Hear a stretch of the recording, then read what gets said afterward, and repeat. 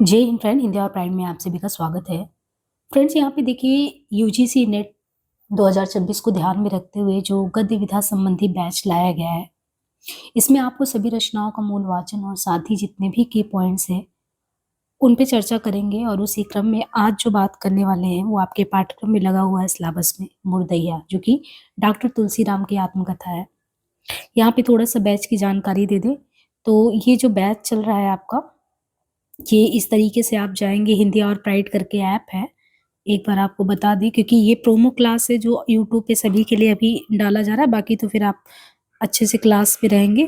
यहाँ पे देखिए जिस तरीके से आप प्लेलिस्ट वहाँ पे सर्च में जाएंगे, मतलब प्ले स्टोर पे, तो इस तरीके से आपको हिंदी और प्राइड करके मिलेगा।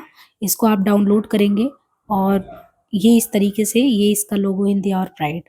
और जैसे ही आप क्लास ले लेंगे, क्लास लेने के बाद जो है जब ऐप में आप जाएंगे तो इस तरीके से आपको वहाँ पे बैचेज में ये क्लासेज मिलेंगी। तो ऐसे फोल्डर बना हुआ है, हर एक फोल्डर में देखिए कंटेंट फोरम ग्रुप में जाके आप कोई भी क्वेरी हो वो डाल सकते हैं और इस तरीके से हर एक फोल्डर में आपको पूरी रचनाएं मिलेंगी। बाकी अब यहाँ पे हम बताएं आपको, ये क्लास वैसे शुरू हो गया है, चल रहा है, और व्हाट्सएप ग्रुप पे आप ऐड हो जाए तो बीच बीच में वहाँ पे गाइड भी कर रहे हैं। और ये बैच जो है देखेंगे तो 299 में संपूर्ण जो आपका 14 रचना उसका कंप्लीट वाचन नोट्स, और बीच बीच में जो है वहाँ पे व्हाट्सएप पे जो है जो भी जानकारी होगी या कुछ भी होगा, कोई दिक्कत होती है तो वो डिस्कशन के लिए वो एक ग्रुप ही बना दिया गया है, वहाँ पे रहेंगे। तो ये स्पेशली बैच क्योंकि इसलिए लाया गया है क्योंकि अगर आप देखेंगे तो थोड़ा सा बहुत ही सिलेबस आपका वास्ट है, यूनिट 10 का और 6 उपन्यास विधा का, तो इसलिए हम लेके आए हैं इसको।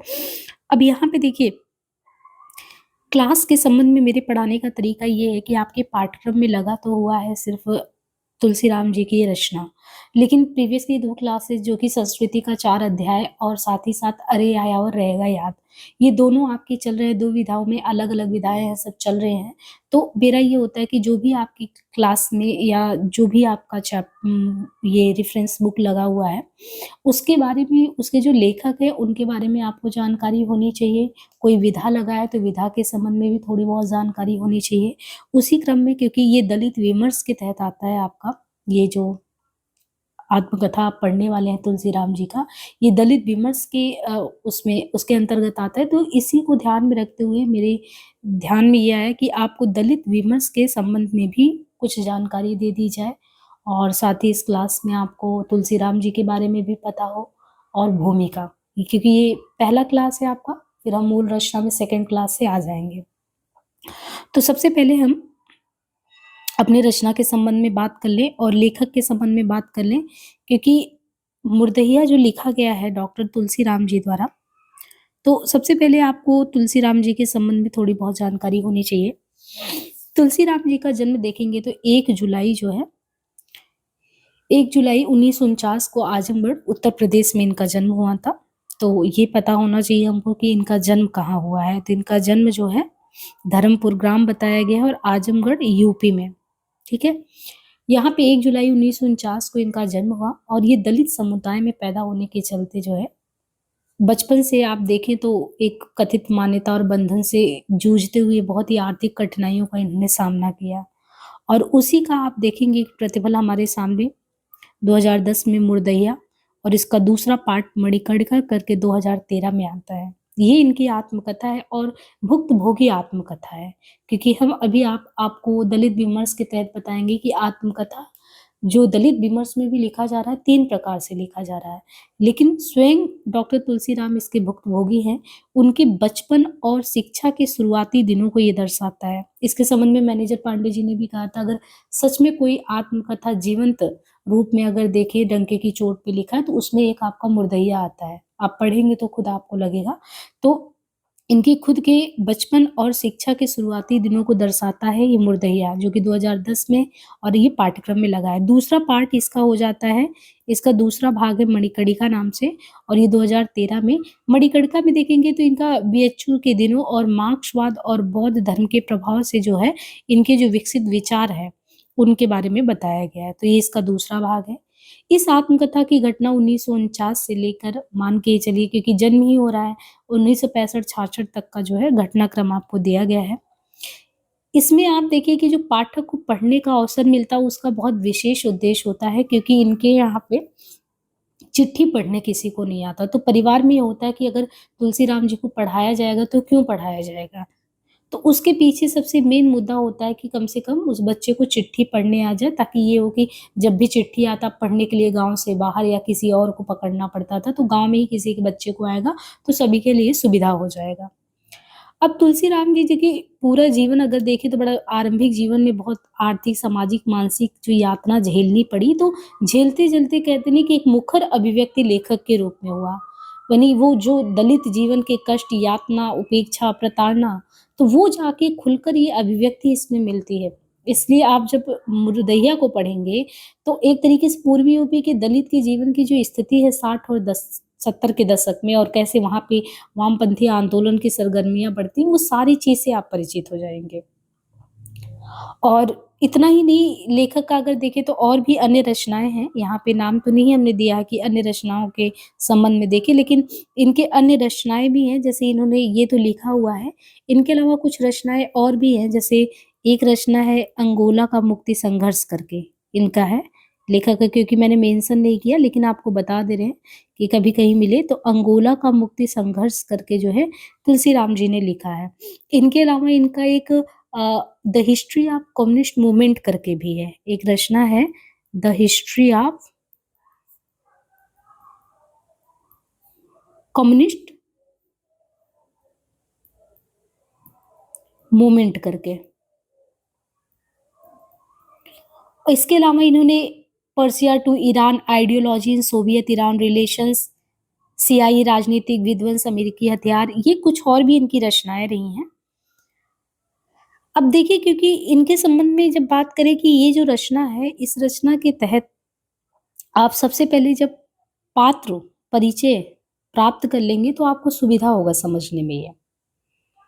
तो यहाँ पे देखिए ये जो रचना है शुरू होता है, हम एक काम करते हैं पात्र परिचय से पूर्व जो है थोड़ा-सा आपको ना दलित विमर्श के बारे में जानकारी दे देते हैं, क्योंकि फिर इसके बाद हम पात्र परिचय प्राप्त करेंगे और पात्र परिचय के बाद ही जस्ट जो है हम लोग शुरू कर देंगे भूमिका, तो वो एक-दूसरे से कोरिलेट होगा तो समझने में दिक्कत नहीं होगी। देखिए दलित विमर्श भी आप देखेंगे तो जो आपका यूनिट 4 है, जो कि विचारधारा से संबंधित यूनिट है, तो दलित विमर्श, स्त्री विमर्श, ये सब आपको आज के समय में पता होना चाहिए। क्योंकि ये विशेष तौर पे दलित आत्मकथा है, तो हमें थोड़ा-सा दलित विमर्श के संबंध में तो जानकारी होनी ही चाहिए। देखिए दलित विमर्श बहुत ज्वलंत मुद्दा है आज के समय में। हम किसको दलित कहें? जिसका दलन और दमन हुआ है। लेकिन दलन और दमन किस रूप में हुआ? क्योंकि दलन और दमन तो कई रूपों में होता है, और इसीलिए आप देखिए जनजाति विमर्श, स्त्री विमर्श और कई मुद्दे विमर्श में आ जा रहे हैं। तो जो विशेष तौर पे कहें कि जिस पर अस्पृश्यता का नियम लागू किया जाए या जिसे कठोर और गंदे काम करने के लिए बाध्य किया जाए, जिन्हें अपने पेशा से हटकर काम करने की स्वतंत्रता ना दी जाए, जिसे शिक्षा ग्रहण करने और स्वतंत्र व्यवसाय करने से मना किया जाए, जिस पर सचूतों ने सामाजिक निर्योग्यताओं की संहिता लगा दी, वो दलित है, वो अनुसूचित जातियाँ हैं। और ये जो हम आज पढ़ने वाले हैं दलित विमर्श, जिसमें दलितों ने स्वयं अपनी वाणी दी है, जैसे यहाँ पे आप देखेंगे तुलसी राम जी ने खुद की वाणी दी है। जिस यथार्थ को उन्होंने भोगा है, दलित साहित्य उनकी ही उस अभिव्यक्ति को हमारे सामने साहित्य में रखता है। इस संबंध में कमल भारती जी कहते हैं कि जिस पर अस्पृश्यता का नियम लागू हो। दूसरी चीज़ ये कहते हैं वास्तव में दलितों द्वारा लिखा गया साहित्य ही दलित साहित्य की कोटि में आता है। इसलिए हमने कहा ना कि दलित विमर्श जब आपसे कभी कोई प्रश्न करे तो ये पूछा जाएगा, क्योंकि देखिए एक अपना उपन्यास लगा हुआ है, मैंने उसको यूट्यूब पे भी कराया, धरती धरना अपना। और देखेंगे कि जगदीश जी ने जो धरती धरना अपना लिखा वो उनका स्वयं भुक्तभोगी नहीं है, जबकि ये पढ़ रहे हैं हम लोग तो ये तुलसी राम जी के जीवन का खुद का ज्वलंत दस्तावेज है उनका। लेकिन वहाँ पे वो बताते हैं कि नाना के घर वो कैसे जाते थे, फिर देखते थे, फिर आप देखते हैं कि वो काली वाला जो कहानी है वो वहाँ पे लिखा गया है। तो वो उनका खुद का भुक्तभोगी नहीं है, फिर भी उन्होंने लिखा क्योंकि वो संवेदनशील थे। तो यहाँ पे लेकिन कमल भारती सीधे-सीधे ये कहते हैं कि वास्तव में दलितों द्वारा लिखा गया साहित्य ही दलित साहित्य की कोटि में आता है। इसलिए आपको जब भी दलित विमर्श की बात हो, तो ये जब भी कहीं पे बताना हो तो ये पता होना चाहिए कि हाँ, दलित साहित्य में जो भुक्तभोगी वो भी लिखे, उनके बियॉन्ड भी जाके लोगों ने लिखा है। इसलिए जब दलित विमर्श की बात की जाएगी ना, तो यहाँ पे 1-2 नहीं बल्कि दलित विमर्श की बात खंडशः 3 पार्ट में बँट जाएगा। अलग-अलग लेखकों के जो है एक तरीके से आप देखेंगे कि लेखक अलग-अलग श्रेणी में बँटे हुए हैं। अब ये दलित साहित्य जो है इसका वैचारिक आधार माने तो वैचारिक आधार क्या है? डॉक्टर अम्बेडकर। डॉक्टर अम्बेडकर जी का खुद का जीवन संघर्ष और साथ ही आप देखें तो ज्योतिबा फूले और महात्मा बुद्ध, इनका दर्शन और उनकी जो दार्शनिक पृष्ठभूमि खुद की रही है, यानी स्वयं के जीवन पे फिर दार्शनिक पृष्ठभूमि। तो एक चीज़ सभी मत पे एक जगह जब सहमत होते हैं, तो ज्योतिबा फूले को आप देखेंगे तो बहुत ही सामंती मूल्य और सामाजिक गुलामी के विरोध उन्होंने मुखर अपना स्वर किया था। ब्राह्मणवादी जो सोच था, उसका बहुत ज़बरदस्त उन्होंने विरोध किया था। तो जो दलित रचनाकार हैं, अगर उसमें देखें तो ज्योतिबा फूले को वो लोग अपना विशिष्ट विचारक मानते हैं। और डॉक्टर अम्बेडकर जी तो स्वयं सिद्ध है ही, उसमें कोई दो राय नहीं है, लेकिन ज्योतिबा फूले जी को भी मानते हैं। और ज्योतिबा फूले जी आप देखिए 1873 में इनका सत्यशोधक समाज आया। इनकी कृति गुलामगिरी ने तो बिल्कुल हलचल ही एक तरीके से मचा दिया। दलित विमर्श के केंद्र में जो सवाल आते हैं, वो मूलतः ये है कि उनका संबंध ये होगा कि जिनका संबंध आप देखेंगे तो क्या सिर्फ भेदभाव के आधार पे, रंग के आधार पे, नस्ल के आधार पे, लिंग के आधार पे, धर्म के आधार पे, किस आधार पे उनके साथ भेदभाव हो रहा है? अब इनकी समस्या ये है कि अगर आप मार्क्सवादी दृष्टि से देखेंगे तो मार्क्सवाद हमेशा हर एक चीज़ में शोषक और शोषित तबके में बाँट देता है। तो वो कहता है कि मार्क्सवाद अगर कहें कि अगर वो पक्षधर है दलित विमर्श की, तो वो कहेगा कि मूल समस्या आर्थिक समस्या है। अगर ये गरीबी में ना रहें, तो इनके साथ जो है भेदभाव ना हो। अब यहीं पे आपको बहुत बारीकी से समझने की आवश्यकता है कि क्या मूल कारण सिर्फ़ आर्थिक समस्या है, इनके साथ भेदभाव किया जाता है? क्या जो उच्च वर्ग है उसमें गरीब नहीं है, आर्थिक रूप से अक्षम व्यक्ति नहीं है, है वहाँ पे भी? तो जब खुद दलित विमर्श की बात आती है तो इसलिए मार्क्सवादी चिंतक से इनका मतभेद होता है क्योंकि ये कहते हैं मूल समस्या हमारी आर्थिक ही नहीं है। यही नहीं, डॉक्टर अंबेडकर जी भी कहते हैं कि मूल समस्या सिर्फ़ आर्थिक समस्या इनकी नहीं है, क्योंकि जाति व्यवस्था सिर्फ़ श्रम विभाजन नहीं है कि श्रम बाँट दिया गया है। इनके यहाँ तो ये है कि जाति का उन्मूलन जो किताब है, जो कृति है अम्बेडकर जी की, उन्होंने साफ-साफ कहा संपत्ति की बराबरी ही वास्तविक सुधार है और उससे भी बड़ी बात शिक्षा की बात है। सिर्फ आर्थिक समस्या केंद्र में नहीं है। जाति व्यवस्था द्वारा जो श्रम विभाजन किया गया है, वो पसंद के आधार पर विभाजन नहीं है। इनको तो पीढ़ीगत जो पेशा है, उससे इतर ये कुछ काम करना चाहें तो भी नहीं करने दिया जाएगा इनको। तो अगर मार्क्सवाद से आप जोड़ेंगे कि दलित विमर्श के पक्ष में, तो मार्क्सवाद हर एक चीज़ में आर्थिक समस्या ढूँढता है, लेकिन जब केंद्र में जाके देखा जाता है कि क्या पूरा केंद्र में अगर देखें तो तुलसीराम जी के जीवन में सिर्फ़ पैसे की ही तंगी की वज़ह से उनको साथ ये मतलब कि अन्याय हुआ। अम्बेडकर जी तो बहुत अच्छे उससे आते थे खानदान से, फिर भी उन्हें भुक्तभोगी हर चरण पे क्यों होना पड़ा? तो केंद्र में सिर्फ़ आर्थिक समस्या नहीं है। महात्मा ज्योतिबा फूले के बाद आप देखेंगे रनाडे प्रार्थना समाज 75 में आर्य समाज दयानंद सरस्वती के द्वारा। फिर इसके बाद आप देखेंगे बड़ा तेज होता है ये आंदोलन। साल 75 में दयानंद सरस्वती ने किया, फिर दलित आंदोलन जिन महापुरुषों ने शक्ति लिया और तेजी से ये बढ़ा। तो ज्योतिबा फूले के अलावा जैसे केरल के नारायण गुरु 1854, तमिलनाडु के पेरियार रामास्वामी नायक, उत्तर भारत के स्वामी अच्युतानंद, बंगाल के चांद गुरु, मध्य प्रदेश के गुरु घासी दास, ये लोग भी हैं जो इस आंदोलन में पार्टिसिपेट किए। तो जो ज्योतिबा फूले के नवजागरण के बाद महाराष्ट्र में दलित चेतना उभरा, फिर उस दलित चेतना का ही अगर आप देखेंगे तो 1923 में इसी का कह सकते हैं कि कोई चीज़ रिएक्ट होता है, तो विधान बम्बई की जो विधान परिषद है, वहाँ पे एक प्रस्ताव लाया गया कि हमें भी सार्वजनिक सुविधा और संस्थाओं का उपयोग करने दिया जाए। मंदिरों में प्रवेश निषेध रहता है, कॉमन जो जलाशय वहाँ पे निषेध रहता है। तो आप देखेंगे आगे चल के इसी में महाड़ में अछूतों को जो पानी नहीं छूने दिया जाता, तो महाड़ में जो अछूतों को लेके एक विद्रोह हुआ कि हमको जो है छूने दिया जाए, तो वो चीज़ फिर आगे क्रम में एक लगा कि क्रांतिकारी आंदोलन है। फिर संवैधानिक समस्याओं को लेके धीरे-धीरे मुस्लिम लीग, हिंदू महासभा और जहाँ पे भी इनके विरोध हो रहे थे, दलितों ने हर एक उन कमीशनों का समर्थन किया कि जहाँ इनके पक्ष में चीज़ें आ सकें।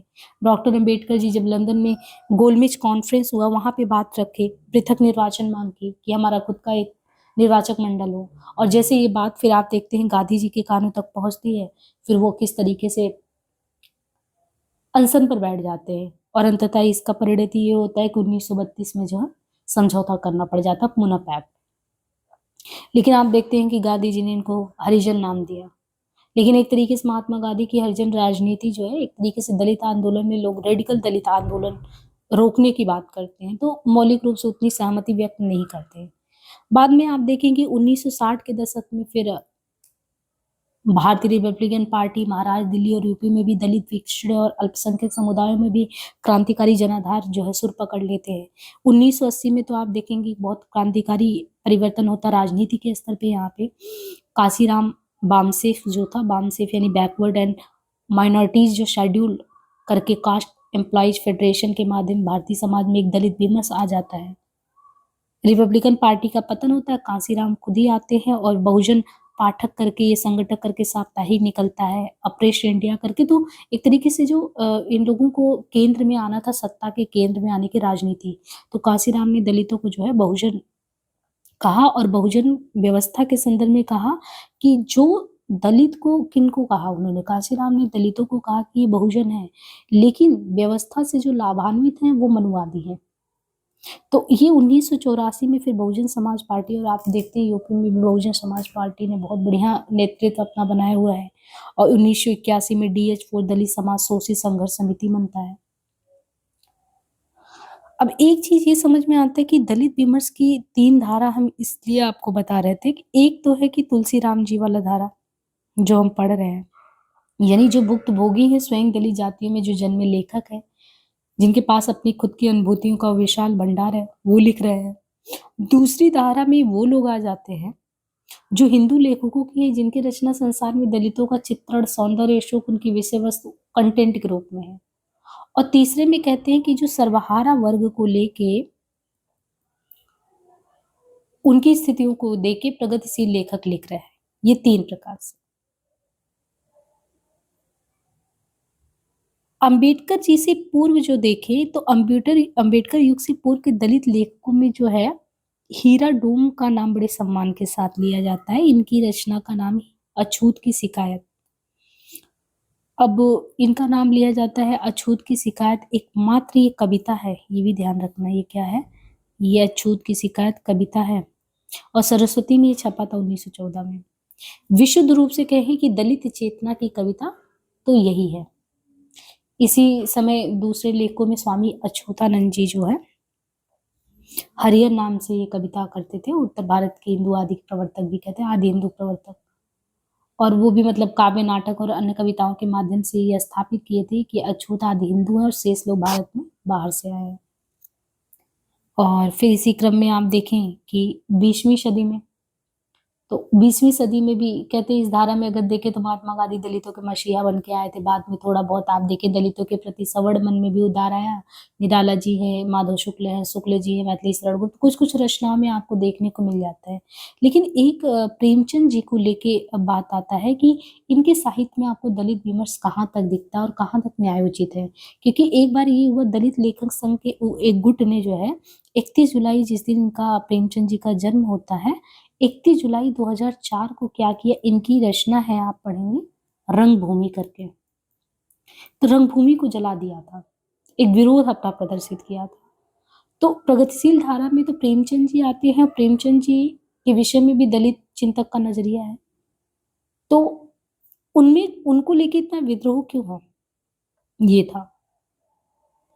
वे अपने ऊपर अत्याचार करने वालों से, अब उनके पात्र आप देखेंगे तो उनकी रचनाओं में बहुत सारी रचनाएं ऐसी हैं जो दलित की समस्या को उठाती हैं। लेकिन यहाँ समस्या ये आ जाता है, कहते हैं वो जो उनके खुद के पात्र हैं बड़े डरे सहमे होते हैं, उन पे अन्याय होता जाता पर वो बोलते नहीं है।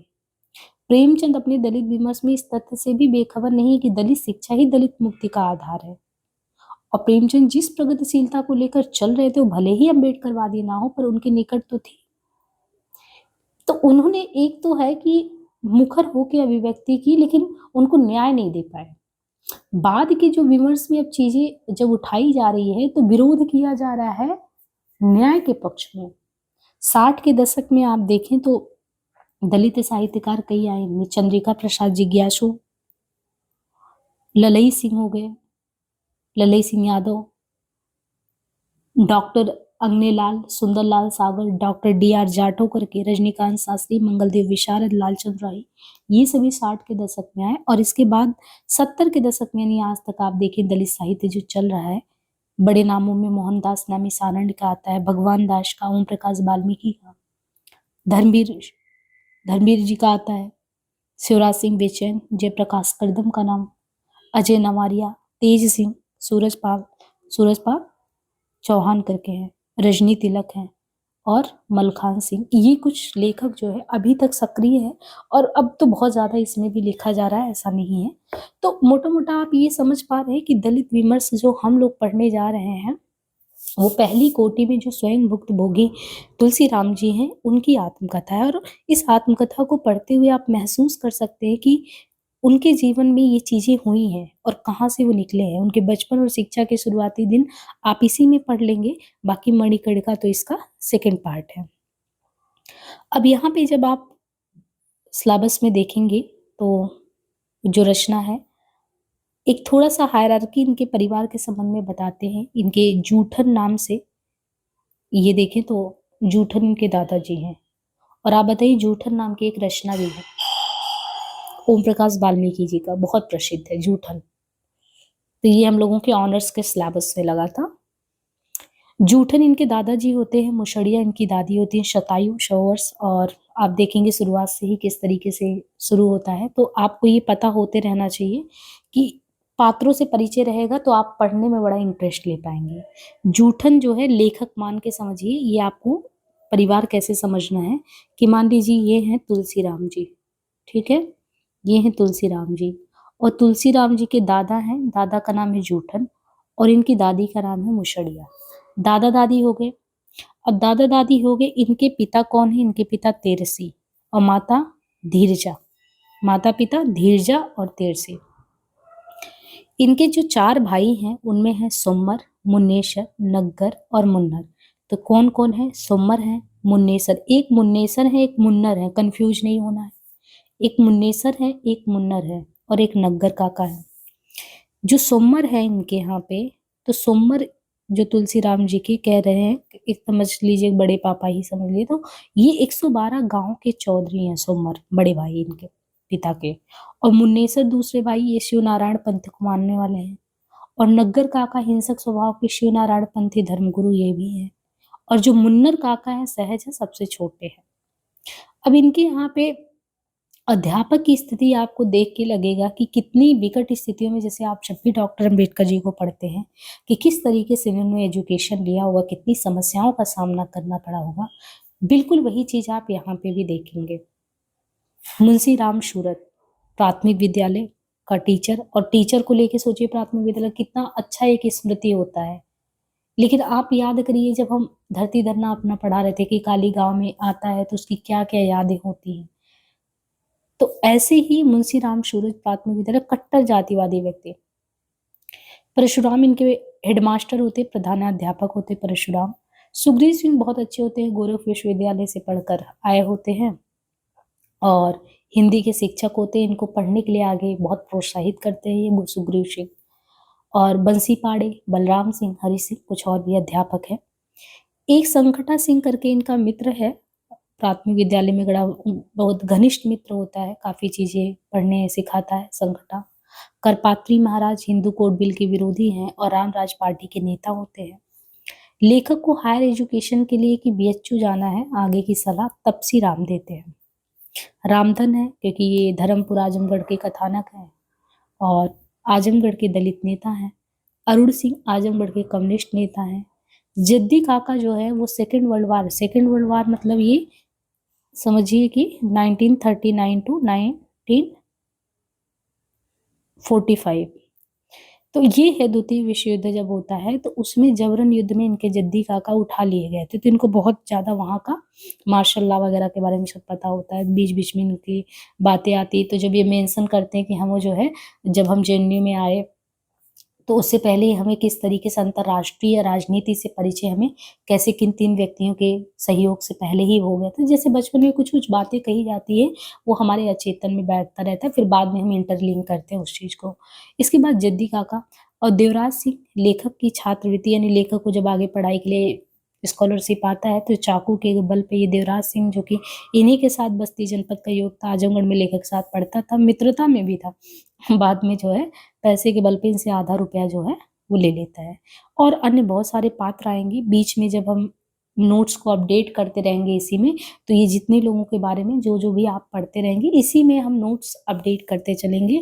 और जो हमारा ऐप होगा उसमें जो नोट्स वाला फीचर है उसी में इसको सेव कर देंगे। आप जितनी बार भी चाहें इसको खोल के पढ़ सकते हैं और अपना नोट्स खुद बनाएंगे। भले ही हम सारी चीज़ें मेंशन करते चल रहे हैं, एक एक चीज़ बताते चलेंगे, लेकिन आप भी कुछ ना कुछ इस पे वर्क करेंगे तो ही, क्योंकि बहुत गहराई से क्वेश्चन आ रहा है। अन्य पात्रों में बाबा हरिहर दास, जंगू पाड़े, इन सब की विशेषता को इसमें फिल कर दिया जाएगा। बाबा हरिहर दास, जंगू पाड़े, अमिका पाड़े। इसके बाद आप देखिए राम सूरत लाल, बंसी पाड़े, हरि सिंह, बलराम, परशुराम, निर्जन पाड़े, विसर्जन पाड़े, बलराम, संकटा, यमुना, रामजीत, मुनीलाल, मुरली सिंह, चंद्रजीत, सुरजन, जलंधर, शोफी नट, ललती, पौहारी बाबा, बकिया डोम, मुसाफिर लाल, राम खिलावन, बिसराम, तपसी राम, मिशिर बाबैया दूना। ये सबसे आप भली-भाँति परिचित हो जाएँगे जैसे-जैसे आप आगे बढ़ेंगे। तो अब हम यात्रा शुरू करने वाले हैं मुर्दैया डॉक्टर तुलसीराम जी की आत्मकथा। और ये आपका जो यूनिट 10 है ना?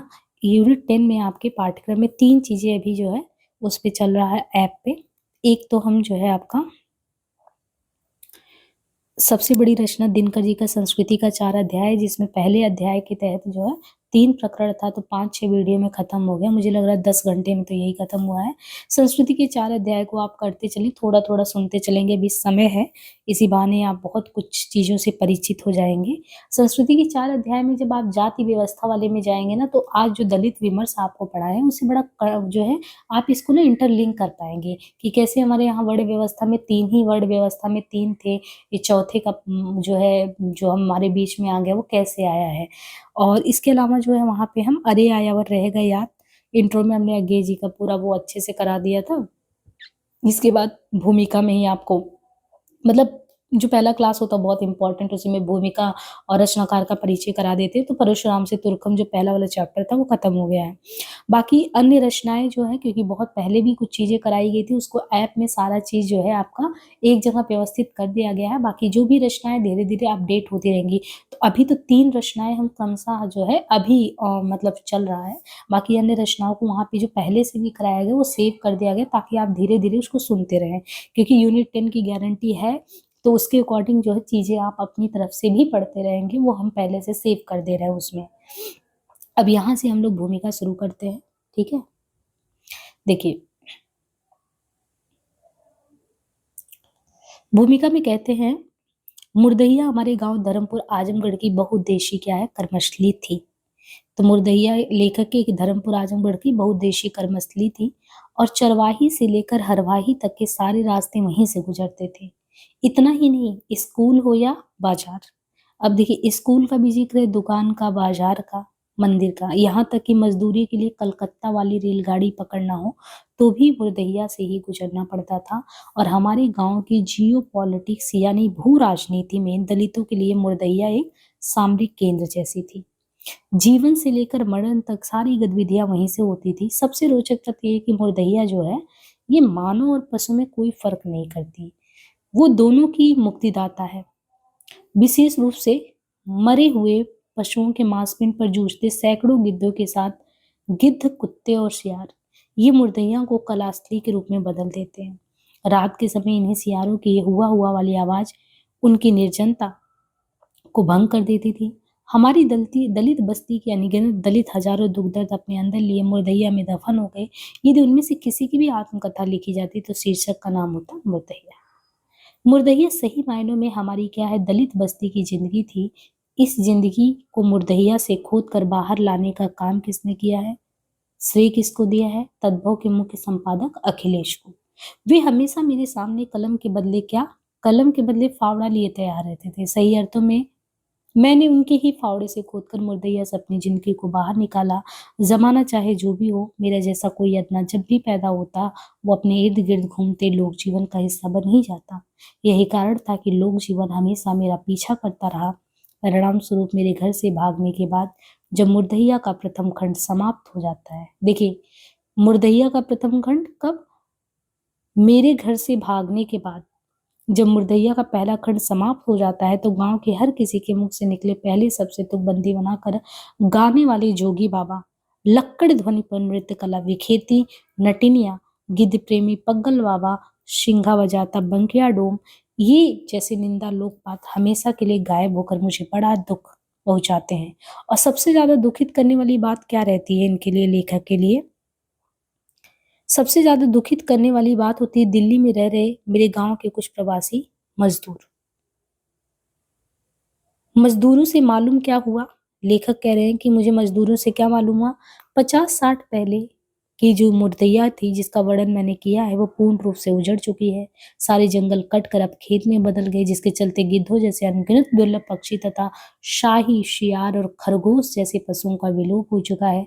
बचपन में दुखित होने का मतलब होता था आंखों में आंसू आ जाना, और ऐसे अवसरों पर मेरी दादी आंख धो लेने को कहती थी, किंतु आज का अनुभव बताता है कि जो चंद पानी की छींटों से दुख की निशानी नहीं मिट पाती।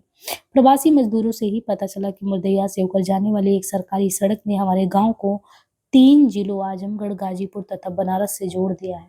उस पर टेम्पो भी चलने लगे हैं। जिस तरह हमारे गांव से बड़ी संख्या में मजदूरों का पलायन बड़े शहरों में हो चुका है, संभवतः मुर्दैया से सड़क निकल जाने के कारण वहां के भूत पिचासों का भी पलायन अवश्य हो गया होगा। जाहिर है पहले जैसी उनकी पूजा नहीं होती। बढ़ते हुए शहरीकरण ने हर एक के जीवन को प्रभावित किया। भूत भी इससे अछूते नहीं हैं। आने वाले मुर्दैया के दूसरे खंड में घर से भागने के बाद कलकत्ता, बनारस तथा दिल्ली होते इंग्लैंड तथा सोवियत संघ रसिया तक की जीवन यात्रा का लेखा जोखा होगा। मूलतः यह यात्रा मार्क्सवाद से बौद्ध दर्शन की है। राजकमल प्रकाशन के निदेशक अशोक महेश्वरी इस बात के लिए धन्यवाद के पात्र हैं। उन्होंने तद्भव में अब तक प्रकाशित 7 किस्तों को मुर्दैया खंड 1 के रूप में अविलंब प्रकाशित करने का निर्णय लिया, जबकि आगे का लेखन अभी जारी है। डॉक्टर तुलसीराम, नेहरू विश्वविद्यालय, नई दिल्ली। तो यहाँ पे आप देखेंगे कि लेखक ने जो है ये जो है भूमिका दिया, और भूमिका बहुत अहम है, और भूमिका से हम सारे की पॉइंट को एक बार डिस्कस कर लेते हैं।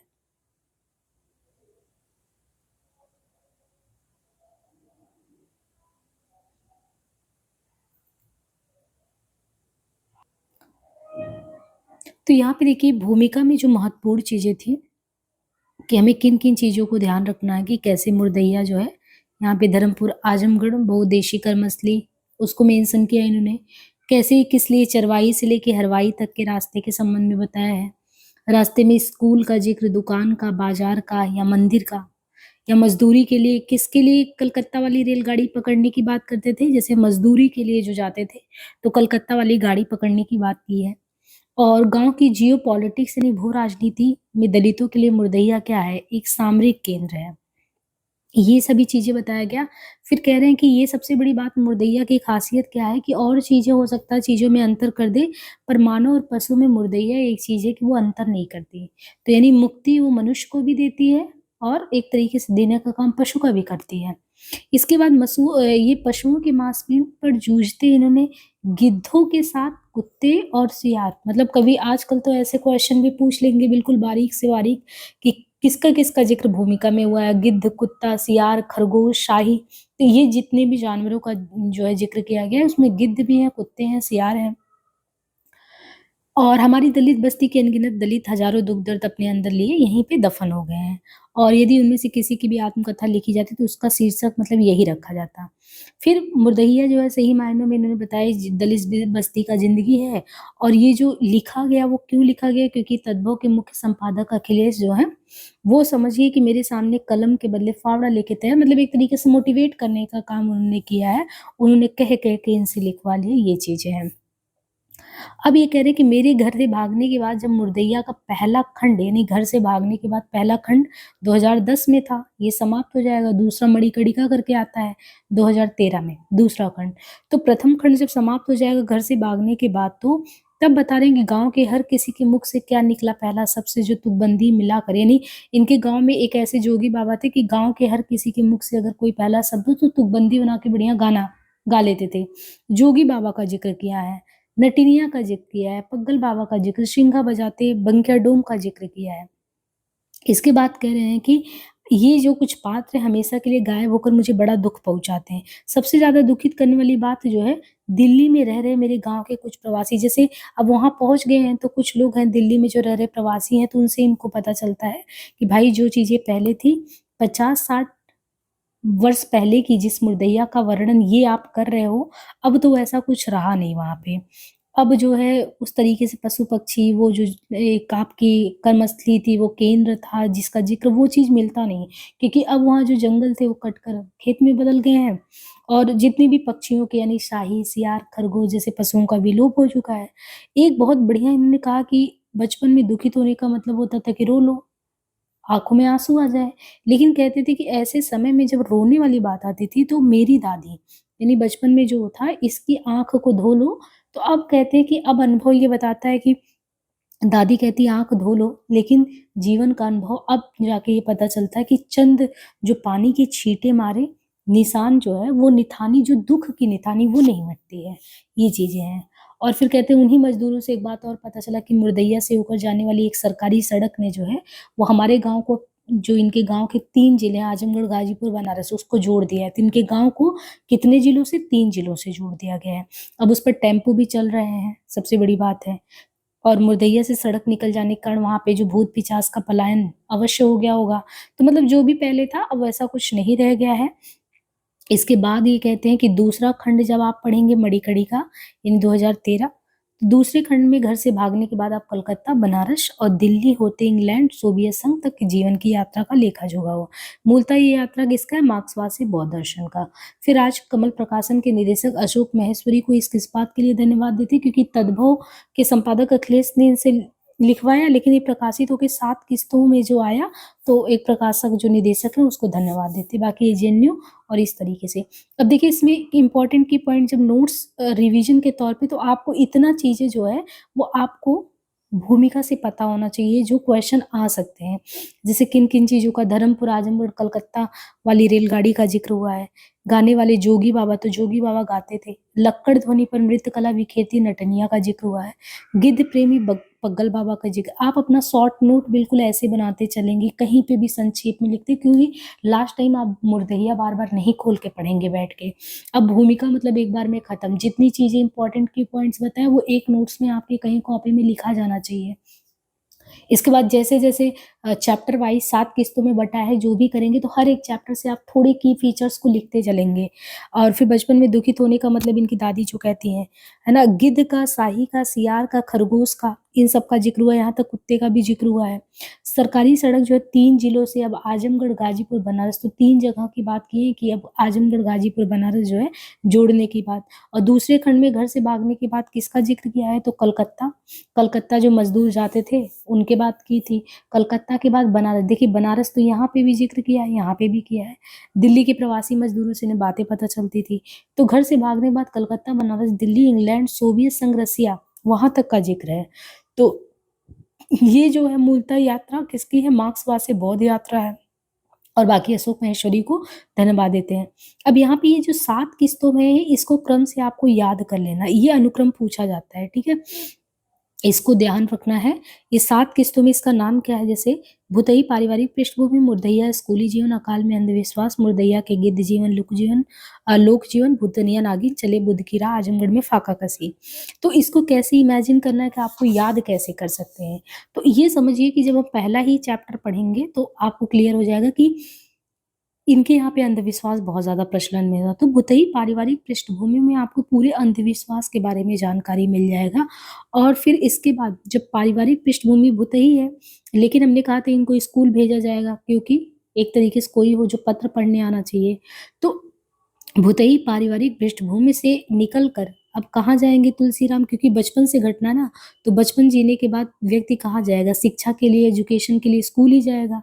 लेकिन घर में क्या है, इनके यहाँ पे बड़ा अंधविश्वास का माहौल रहता है, तो इन्होंने कहा अकाल में भी कैसे अंधविश्वास की स्थिति हमारे यहाँ पे है। फिर इन्होंने मुर्दहिया के गिद्ध की बात की है और वहाँ के लोक जीवन की बात की है। भूतनिया नागिन और चले बुद्ध की राह, आजमगढ़ में फाका कसी। ये क्रम से है, ये 7 के साथ आपको ध्यान रखना है। अब हम एक-एक चैप्टर को ऐसे करके 7 वीडियो में आराम से एक-एक वीडियो में आपका एक-एक चैप्टर खत्म हो जाएगा और इस तरीके से आप अपना नोट्स भी जो की पॉइंट्स है उसका नोट्स भी संक्षेप में करते चलें। और बाकी नेक्स्ट क्लास में मिलते हैं। ये प्रोमो के तौर पे वीडियो आपके यूट्यूब पे भी जाएगा, लेकिन इसके बाद ऐप में पूरा व्यवस्थित तरीके से आपको मिलेगा। बाकी ग्रुप में भी जुड़ जाइएगा। जो भी एडमिशन ले रहे हैं वो मुझे अपना वो स्क्रीनशॉट भेज दें ताकि मेन ग्रुप में जोड़ दें, और कैसे पढ़ना है बीच-बीच में बताते रहेंगे। धन्यवाद।